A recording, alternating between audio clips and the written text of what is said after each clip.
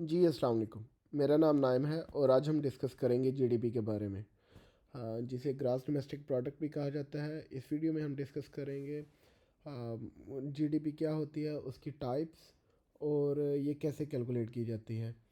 इसके अलावा जीडीपी का इम्पैक्ट क्या होता है, ये हम पार्ट 2 में डिस्कस करेंगे। फॉरेक्स मार्केट के हवाले से इसका क्या इम्पैक्ट होता है। चलिए शुरू करते हैं। सबसे पहले व्हाट इज़ जीडीपी या जीडीपी क्या होती है। जीडीपी ये ग्रास डोमेस्टिक प्रोडक्ट, ये टोटल वैल्यू होती है तमाम गुड्स और सर्विसेज की जो एक कंट्री प्रोवाइड करता है या प्रोड्यूस करता है एक स्पेसिफिक टाइम में। नॉर्मली एक साल का टाइम होता है। एक साल में एक कंट्री ने जितनी चीज़ें प्रोड्यूस की हैं, गुड या सर्विसेज। सर्विसेज में कोई भी सर्विसेज हो सकती हैं, वो मेडिकल सर्विसेज हो सकती हैं या मैकेनिक्स की सर्विस हो सकती है। तो वो तमाम सर्विसेज और उनकी अर्निंग जो है वो जीडीपी, उसे जीडीपी क्या कहते हैं। वो जो टोटल उनका अकाउंट होता है वो जीडीपी कहलाता है। ये की इंडिकेटर होता है किसी भी कंट्री की इकोनॉमिक हेल्थ को जज करने के लिए कि कंट्री की इकोनॉमिक हेल्थ कैसी है या इकोनॉमिक एक्टिविटी कैसी है। तो उसे मेजर करने के लिए, उसे जज करने के लिए हम जीडीपी को देखते हैं कंट्री की। बाकी इंडिकेटर भी हैं लेकिन ये एक इम्पॉर्टेंट इंडिकेटर होता है किसी कंट्री की इकोनॉमिक हेल्थ को ये मेजर करने के लिए। अब जब आपको उसकी इकोनॉमिक सूरत हाल का पता चल जाएगा तो फिर आपके लिए आसान होगा कि आप उस कंट्री का एनालाइज कर सकें कि इन द लॉन्ग रन या नेक्स्ट कमिंग ईयर में कंट्री कैसा परफॉर्म करेगा और आप उसके ऊपर कैसे आप ट्रेड ले सकते हैं या इन्वेस्ट कर सकते हैं या नहीं कर सकते। जीडीपी जो कैलकुलेट है ये तीन अप्रोचेस से की जाती है। प्रोडक्शन इसमें देखी जाती है या आउटपुट, कोई चीज़ बनाना। इनकम होती है जैसे डेली वेजेस हो गए, हेल्थ सर्विसेज हो गई, या एक्सपेंडिचर या लोग जो स्पेंड करते हैं चीज़ों के ऊपर, वो भी जीडीपी में होता है। तो ये तीन अप्रोचेस होती हैं इसे कैलकुलेट करने के लिए।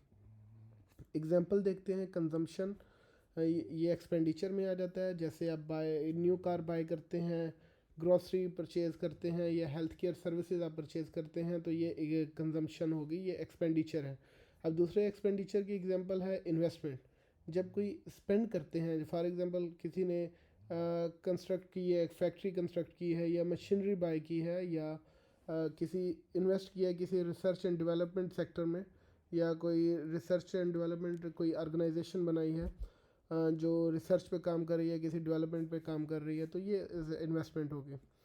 अब ये एक्सपेंडिचर की एक और मिसाल है गवर्नमेंट स्पेंडिंग। जो गवर्नमेंट स्पेंड करती है, जो इंफ्रास्ट्रक्चर बनाती है, रोड्स हो गई, ब्रिजेस हो गई या दूसरे काम करती है जिससे डेवलपमेंट होती है, तो वो भी जीडीपी में काउंट होती है एक्सपेंडिचर के। ये अब देखेंगे जीडीपी जैसे ये कैलकुलेट करने के लिए तीन अप्रोचेज हैं, तो ये भी देखा जाता है कि कितना स्पेंड किया गया है। वो स्पेंडिंग जो है वो डिफरेंट चीज़ों में स्पेंडिंग हो सकती है। वो आप कोई चीज़ परचेज कर लें तो वो भी एक स्पेंड है, या फिर आप कोई इन्वेस्टमेंट कर लें तो वो भी आप स्पेंड कर रहे हैं। तो वो सारी चीज़ों को फिर ओवरऑल कैलकुलेट किया जाता है कि कितने तमाम लोगों ने जो इस कंट्री में उस वक्त रह रहे हैं उन्होंने कितना स्पेंड किया है कंट्री में। तो वो सारा कंट्री की इकोनॉमी को में कंट्रीब्यूट करता है।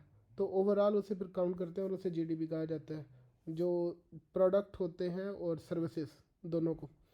डिफेंस के जो एक्सपेंसेस हैं वो भी जीडीपी में काउंट होते हैं। पब्लिक एजुकेशन या हेल्थ में जो भी गवर्नमेंट इन्वेस्ट करती है, ये दो चार मिसालें हैं, इसके अलावा बहुत ज़्यादा मिसालें होंगी, लेकिन ये समझाने के लिए यहाँ पे कुछ पॉइंट्स दिए गए हैं। अब नेट एक्सपोर्ट्स, अब ये देखिएगा जो एक्सपोर्ट कंट्री बाहर करता है वो भी एक्सपेंडिचर में आता है और वो जीडीपी में काउंट होगा।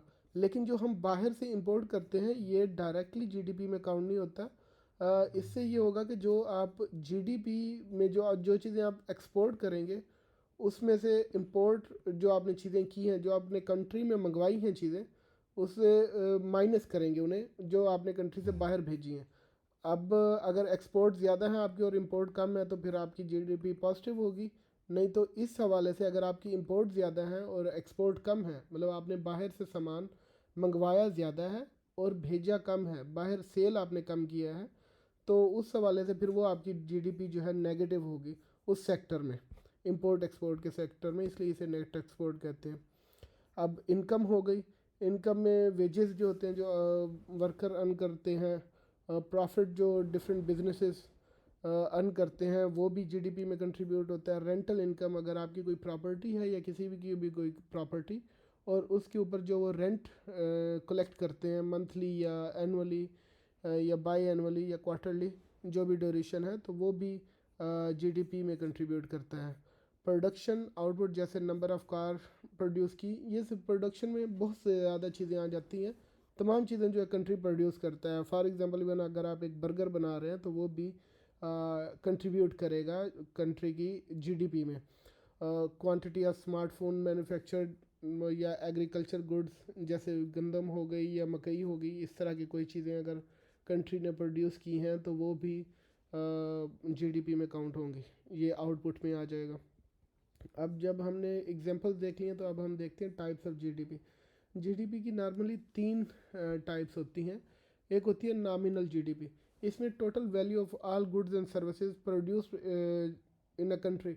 अच्छा, जो एक कंट्री होता है उसमें एक साल के अंदर या एक स्पेसिफिक पीरियड में जितनी चीज़ें प्रोड्यूस हुई हैं और सर्विसेज प्रोड्यूस हुई हैं जो हमने पहले डिस्कस की हैं, उन सब का एक एक साल के अंदर जो करंट मार्केट प्राइस है उनके ऊपर उनकी कैलकुलेशन। फॉर एग्जांपल एक अब एक्सपेंडिचर फॉर एग्जांपल हो गए 10 बिलियन के, एक्सपोर्ट हो गई 30 बिलियन की, और इसी तरह जो कॉर्न या कोई आपने कोई चीज़ें कंट्री ने प्रोड्यूस की हैं वो 50 बिलियन की होगी, तो कंट्री की इकॉनमी हो जाएगी $90 बिलियन। ये मैं डॉलर्स की बात कर रहा था, तो डॉलर में हो गई ये $90 बिलियन, ये कंट्री की जीडीपी होगी। लेकिन ये नॉमिनल जीडीपी होगी, इसमें कोई इन्फ्लेशन वगैरह को, कोई डिफ्लेशन वगैरह को नहीं देखा गया। तो ये ओवरऑल एक स्केच देती है, ओवरऑल एक आपको बता देती है, लेकिन ये रियल जीडीपी नहीं होती। इससे आपको एग्जैक्ट डाटे का नहीं पता चलता कि जिससे आप कंपेयर कर सकें, क्योंकि कंपेयर आप इन्फ्लेशन को जैसे हमने पढ़ी थी, तो अगर आप किसी चीज़ को जब तक कंपेयर नहीं कर सकेंगे आपको पता नहीं चलेगा कि जीडीपी की ग्रोथ कैसे हुई है। ओवरऑल आपको सिर्फ ये पता चल गया कि अच्छा इस साल जो कंट्री की जो जीडीपी है वो $90 बिलियन है। अब इसमें ना इन्फ्लेशन को काउंट किया गया ना डिफ्लेशन, अगर कम हुई है महंगाई तो इन दोनों चीज़ों को काउंट नहीं किया गया और बाकी फैक्टर्स को भी नहीं देखा गया, तो इसलिए ये नॉमिनल जीडीपी में एक्यूरेट नहीं होती। तो दूसरी, जब ये वो नॉमिनल है तो फिर हमारे पास एक रियल जीडीपी भी होगी जिसे ज़्यादा प्रेफर किया जाता है। इसमें इकोनॉमिक ग्रोथ को देखा जाता है, ये एक्यूरेट मेजरमेंट होती है जीडीपी की। होती वही सारी चीज़ें हैं लेकिन एक बेस ईयर बना लिया जाता है। फॉर एग्ज़ाम्पल 2015 किसी कंट्री में अगर है तो 2015 को बेस ईयर बना के तो फिर हर साल की जीडीपी उस साल से कंपेयर की जाएगी, और फिर ये भी देखा जाएगा कि अच्छा ये इन्फ्लेशन इस साल इतनी हुई है, तो उस इन्फ्लेशन को कट करके तो फिर कंपेयर किया जाएगा कि हमारी जो ग्रोथ हुई है जीडीपी में वो कितनी ज़्यादा हुई है। और ये जीडीपी बुनियादी तौर पे अगर फॉर एग्जांपल एक कंट्री की 100 बिलियन डॉलर की जीडीपी है एक साल की, तो नेक्स्ट साल अगर उनकी 105 बिलियन डॉलर है तो कंट्री की जो जीडीपी है वो 5% के रेशो से वो बढ़ रही है। तो जूं जूं ये बढ़ती जाती है जीडीपी की, उनकी जीडीपी की अमाउंट बिलियंस ऑफ डॉलर होती है, तो ये जो शरह है बढ़ने की वो कम होती जाती है क्योंकि दोबारा उसे मैच करना मुश्किल होता है। तो इसलिए जो बड़ी इकोनॉमीज़ हैं उनकी जीडीपी स्लो होती है, जबकि जो डेवलपिंग कंट्रीज़ हैं या जो छोटे कंट्रीज़ होते हैं उनकी जीडीपी की बाज़ औक़ात शरह ज़्यादा होती है क्योंकि उनकी जीडीपी की जो वैल्यू होती है वो काफ़ी लो होती है, तो उनकी परसेंटेज ज़्यादा हो सकती है। तो ये भी एक चीज़ है। अच्छा, अब आ जाती है जीडीपी पर कैपिटा।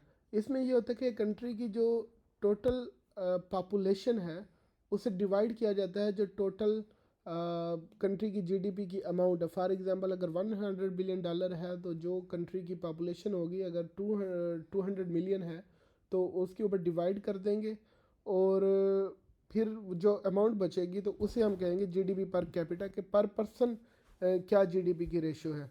ये कंपेयर किया जाता है स्टैंडर्ड ऑफ लिविंग के हवाले से कि इससे आप कंपेयर कर सकते हैं कि एक बंदा कितना स्पेंड कर रहा है उस कंट्री में या उसकी वे ऑफ लिविंग क्या है, तो आप उससे कंपेयर किया जाता है। तो इस हवाले से, इसी वजह से अगर आप यूएसए या यूरोपियन कंट्रीज़ में देखें वही जो एक कप कॉफ़ी का या एक कप चाय का जो वहाँ पे $10 का मिल रहा है, इंडिया या पाकिस्तान में ये बहुत कम होता है। ये $1 या इससे भी कम, वेल $1 में 4-5 कप आ जाएंगे। तो इस हवाले से हमें ये भी देखा, इसे हम कहते हैं जीडीपी पर कैपिटा। ये डिफरेंस उस जीडीपी पर कैपिटा की वजह से होता है। पर पर्सन आप कह लेंगे, पर पर्सन के जीडीपी जो है वो ये होती है। बहरहाल हमारे लिए जो मेन फोकस करना होता है वो रियल जीडीपी के ऊपर होता है। जीडीपी पर कैपिटा ये नॉर्मली वे ऑफ लिविंग और स्टैंडर्ड ऑफ लिविंग के कंपेयर किया जाता है इसमें। अच्छा, आज के लिए अब इतना ही। नेक्स्ट वीडियो में हम डिस्कस करेंगे कि जीडीपी का इम्पैक्ट इकोनॉमी पे क्या होता है और फॉरेक्स या स्टॉक मार्केट पे क्या होता है। क्योंकि हमारे लिए मेन देखना यही है कि हम एनालाइज कैसे कर सकते हैं इन चीज़ों को। समझने का मकसद यही है कि हम कैसे चीज़ों को एनालाइज करें और हम कैसे इन फंडामेंटल्स को देखें किसी कंट्री की इकोनॉमी को, और फिर हम उसके ऊपर कैसे ट्रेड लें जो एक एक्सपीरियंस के साथ हो, जो एक वेल बैलेंस्ड या एक गुड अप्रोच हो हमारी ट्रेड के हवाले से। तो मिलते हैं नेक्स्ट वीडियो में। अपना ख्याल रखिएगा।